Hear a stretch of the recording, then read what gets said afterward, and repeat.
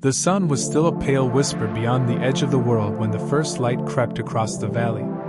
Mist floated like ghosts above the tall grass. The air was cold, sharp, and silent, broken only by the heartbeat of the earth itself. Aru opened his eyes.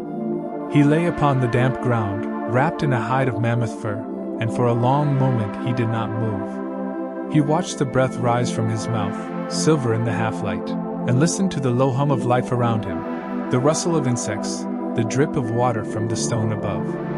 He was alive. And to be alive was to fight. Aru belonged to the River Clan, a small band of hunters and gatherers who lived near the great river that cut through the land like a shining scar. The world was vast and untamed, full of beasts larger than trees, storms that tore the sky apart, and nights that froze the blood in one's veins.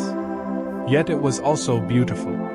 The valley glowed with golden grasslands and dark forests, with caves carved by time itself. Aru rose slowly and looked toward the east, where the sun was beginning to climb. The light touched his face, warm and new. He lifted his hand toward it, almost in reverence. He did not have words for what he felt, no name for gratitude or wonder, but something deep inside him stirred, as if awakening from a long sleep. From the shadow of the cave, a small figure emerged, Lina. She was young, slender, with dark hair tangled by the wind and eyes that reflected the morning fire. She carried a bundle of dry sticks in her arms, collected before the others awoke. When she saw Aru standing at the cave's mouth, she smiled, a quiet, fleeting thing, like sunlight to leaves. Aru felt his chest tighten. He did not know why. He made a low sound, half grunt, half hum. She replied with a short, breathy tone, her tribe's way of saying, "I see you." Their language was not yet words, but rhythm and sound, a dance of expression shaped by instinct. Together they walked to the open plain, where the clan was stirring. Smoke rose from smoldering embers. Children chased each other with laughter that had no words, only joy. The elders sat in a circle, sharpening stone blades and watching the horizon. Somewhere beyond the hills, herds of giant bison moved, their hooves shaking the ground. The morning hunt would begin soon. Aru joined the hunters. They smeared clay on their bodies to mask their scent, tied flint-tipped spears with sinew, and traced their fingers in the air to plan the hunt. The marks and gestures meant everything. You go left, wait here, follow me. Aru's eyes met Lina's again before he left. She nodded once. Her gaze said what words could not: return alive. The hunters moved out in silence, like shadows sliding through tall grass. Birds rose in clouds above them, startled by their movement. The world was raw, untamed, full of both promise and peril.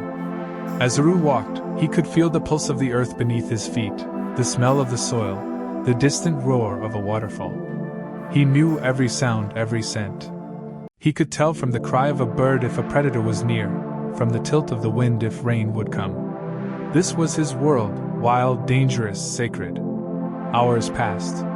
They tracked the herd, giant bison grazing near the river bend. Their hides shimmered with dew, their horns curved like the moon. The hunters crouched behind the reeds, hearts pounding. Aru raised his spear. His breath came slow. Around him, the others waited. Then, with a silent nod, they moved as one, an ancient rhythm, older than language. The chase was chaos. The bison thundered through the valley, shaking the ground like an earthquake. Spears flew.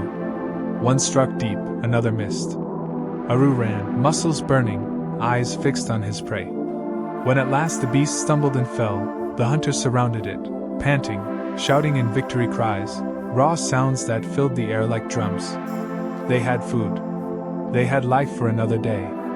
As they carved the meat and gathered bones for tools, Aru looked up at the sky. A hawk circled high above, calling into the vast blue emptiness. He wondered, did the bird also think? Did it know joy or sorrow?